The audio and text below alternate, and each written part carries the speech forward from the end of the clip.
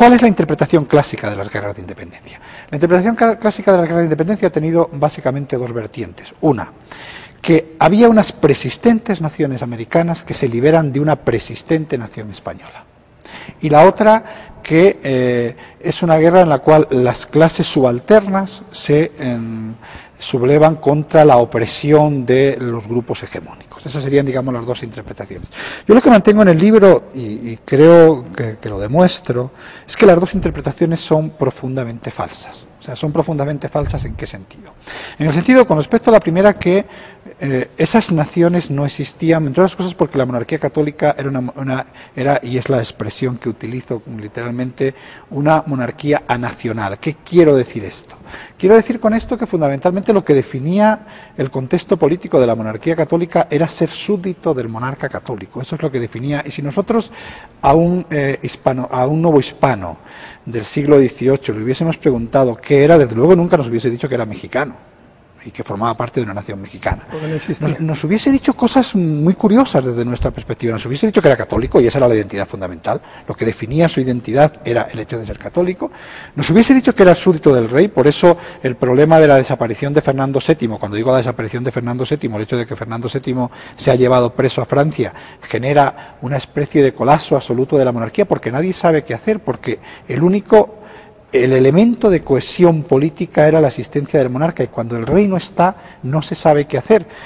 No se sabe qué hacer, o sí se sabe qué hacer, y de hecho lo que es sorprendente es que se hace lo mismo en todo el territorio de la monarquía, desde Manila hasta Madrid y desde México hasta Buenos Aires, que es recurrir a una vieja tradición castellana que decía que cuando el monarca no estaba, la soberanía recaía en los pueblos. No en el pueblo, en ese pueblo que el liberalismo nos ha enseñado a identificar, sino en los pueblos como en torno a la plaza de armas. Eso es un pueblo, es decir, es el casco y el territorio que le pertenece.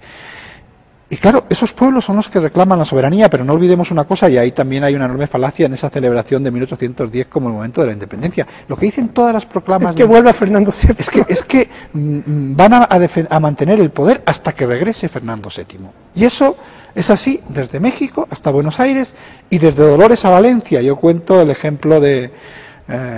el caso de Hidalgo, que grita con el grito de Dolores, se grita viva Fernando VII, viva la Virgen de Guadalupe y mueran los gachupines, es decir, hay un elemento religioso, un elemento monárquico y un elemento xenófobo.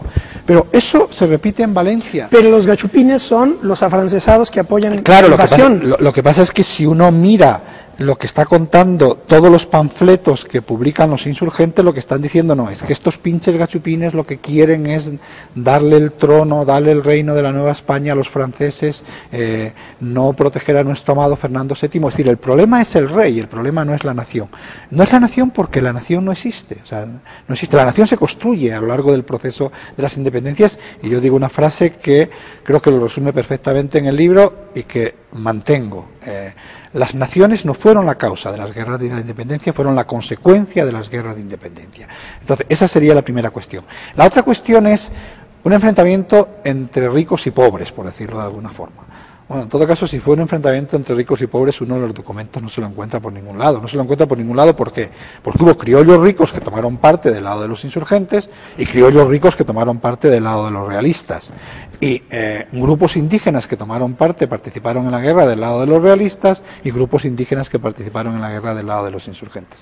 Por lo tanto, yo la conclusión que llego en el libro es que fundamentalmente si esa guerra fue una guerra civil en la cual se vieron involucrados todos los grupos sociales, aunque con una participación mayoritaria, y eso también quiero dejarlo claro, en la parte dirigente del movimiento de las élites criollas, que estuvieron de un lado y de otro, estuvieron del lado de los insurgentes y estuvieron del lado de los realistas.